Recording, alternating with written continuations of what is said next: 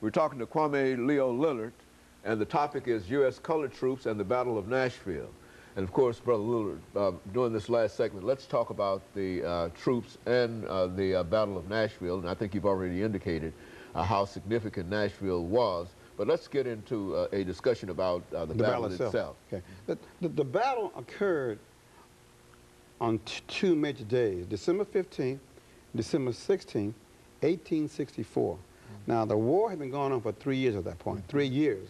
Lincoln had issued the proclamation, which is basically a thinly disguised draft for black soldiers. Emancipation Proclamation. Yeah, the proclamation. The battle, the war was this about even kill, dead heat.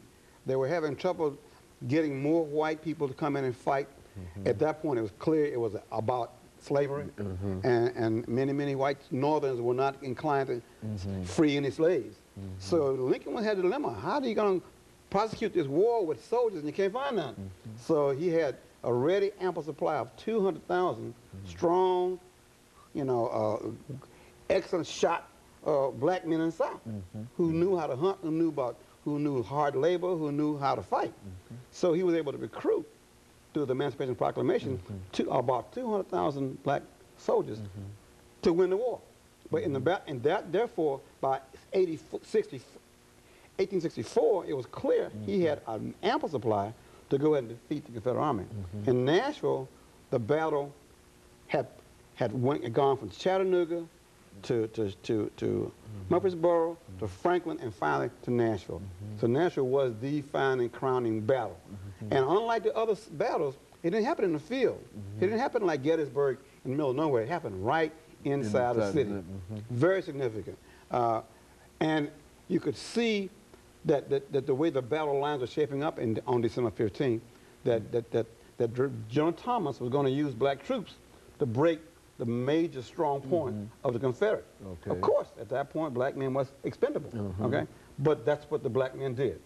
They used their bodies at near the fairgrounds here in Nashville. Cannon fodder, they call them. And the most horrendous slaughter occurred where Overton High School is, where Peach Orchard Hill is. There is a marker there right now on Peach Orchard Hill, right there at Harding Road and 8th Avenue. I encourage the people to go see that marker, because that's where black men were slaughtered. And finally, they broke the whole back of the Confederate Army. And on December 16th, the white troops came in and mopped up what was left of the Confederate positions about Shies Hill in the Green Hills area. At that point, the Confederate Army ran down Franklin with black troops pursuing them. And they finally, that army was disbanded in January, a few months later. And of course, we all know in April by that time, once the Battle of Nashville was lost, Lee had no reinforcement in Virginia. So the two major battles were, at that point, Sherman had marched all the way through Georgia. There was no resistance left in there. The only fighting army was Confederate Army in Tennessee and a ragtag army in Virginia. Once the Tennessee army was defeated by the black soldiers, then Lee had to surrender. Nashville, on December 15th and 16th, was the breaking point. And we were the major reason with our blood that we broke the Confederate Army in Nashville on December 16th and 17th. And we lost more black soldiers died than died on either side of the Union or Confederate White Army. In other words, we suffered more casualties in 3 regiments than the entire 4-day battle had on either side of the Union or Confederate Army. You know, a lot of folks don't seem to understand how very significant, excuse me, African-American participation was in this war. Speak to that again. Well, it's something that until Clinton came into office, it was never recognized.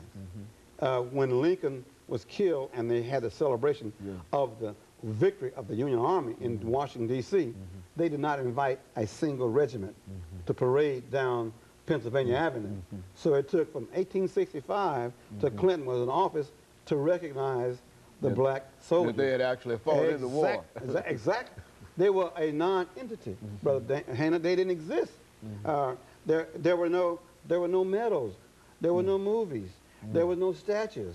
There was nothing in the history books about the 200,000 black men who wore the Union Army uniform and played major roles in several battles. And unlike the movie Glory, again now, the story of Nashville is that we were victorious. in the movie Glory, they did not defeat the Army out there in South Carolina. But here in Nashville, it's a beautiful, it deserves a movie. It deserves a documentary. Ken Burns ought to come back and do a story. Something on That's right. Because that way our children and white children and anybody can see there's a major part missing in the Civil War story, especially when it comes to Nashville. Because this was a place that they had the hardest fighting black regiments. And the 13th Regiment played a major role. And believe it or not, there's a whole new set of young men that are reenactors of that 13th Regiment, USCT regiment right here in Nashville. And one of them was the model for the statue. His name is Bill Radcliffe. He was the actual model for the statue. And that's already out there. Yeah, he is a reenactor with the 13th USCT Regiment. And we're so proud of what he's done in terms of recruiting people to to become reenactors. Because that way you can go to schools, you can go to churches, you can go to programs, you can see these men dressed in the old Civil War. They talk about the muskets, talk about what they ate, and how they endured hardships, but they still fought and won. So we have spent also every year on December 15th paying tribute to the men who fought in the battle. We've never missed a year since '79. Very good. Go and talk about that activity and some of the people that were involved in that kind of early recognition. Mr. Kelso has gone on, and James Marsh has gone on, helped us put this tribute together every single year on December 15th. No matter what the weather is, we're at the cemetery at 12 noon on December 15th. That commemorates the Battle of Nashville. We lay a wreath, we have history tours, of a brief program to say thank you to the men who are buried there. We've been doing that with the Lynn Norris's group. We've been doing it with the Village.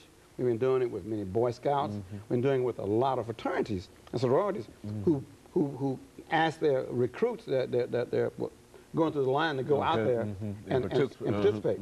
So over these 7 years, we've had a lot of folks come out there and open their eyes up to the Battle of Nashville and the role played by black men. And over the last 3 minutes, this statue that you have here is the culmination of many of your efforts. And what are some of the things that you'd like for folks to know who might wish to help support you? I think this is still an ongoing project. That's correct. We have raised the money to build the statue, to get it poured, the plaque on it, the granite marble, the foundation, the approval from the Veterans Administration. What's left now is to say thanks to all the sponsors, to give them some piece of artwork to say thanks. But more importantly, we have to maintain the statue so it will not oxidize and turn green. And even more important, we've got to put together a major publicity campaign so that if you come to Nashville and you're in a hotel downtown in Opryland, there'll be a brochure there in the lobby telling you this statue exists, how to get to it, and what it means. So we have lots of fundraising to do, and we want you to look at our organization's federal exempt number. You can send your money to 1215 9th Avenue North on 37208 Nashville, 1215 9th Avenue North. It's a tax deductible. We're federally exempt, certified organization. We will send you a receipt back, acknowledging your gift, and listing you as a donor in all our publications. We have about $12,000 more to raise to accomplish that. And so you're working hard over these last few months in terms of not only building the statue, but at least trying to create a fund so that you can maintain it. And you would like for as many people as might be watching this morning to be aware of that and help you. I think you mentioned earlier, somebody else mentioned earlier about the amount of contributions. It does not have to be $5,000. No, it could be $5. It could be $5. Anything that they wish to give. That'll help us pay a lunch to a Boy Scout to go out and polish the statue up. Twice a year, we've got to put this special polish on that bronze. Otherwise, it turns an ugly green. And even though this is talking about St. Patrick's Day or whatever, we don't want to turn green. We want it to be nice and bronze for as long as we can keep it bronze. And we also want people to come out there and visit the statue. We deliberately made it a low statue on a very low pedestal so you could touch it. And the artist was Roy Butler, and we were proud of what he did. And the model was Bill Radcliffe. But we have lots of folks like Ms. Ursary, Lynn Norris, people who helped me for over the years pull this off. Very I want to good. say thanks to them. Very good. And of course, Brother Lillard, thanks to you for your effort in reference to this, because I know personally that you've been involved in not only this, but African Street Festival and a large number of other things. And we want to thank you for that. And of course, let me encourage our audience to tune in again next week for another informative edition of Comments. Thank you and good morning.